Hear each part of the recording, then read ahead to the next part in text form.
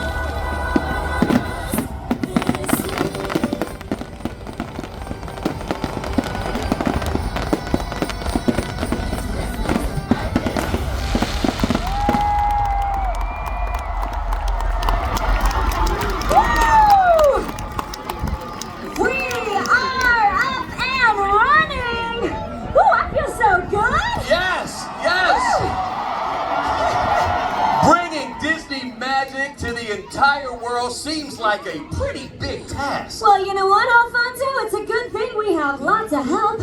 So let's send our Disney friends to all the parks. What do you say? That is a great idea. You know, but I'm worried about one thing.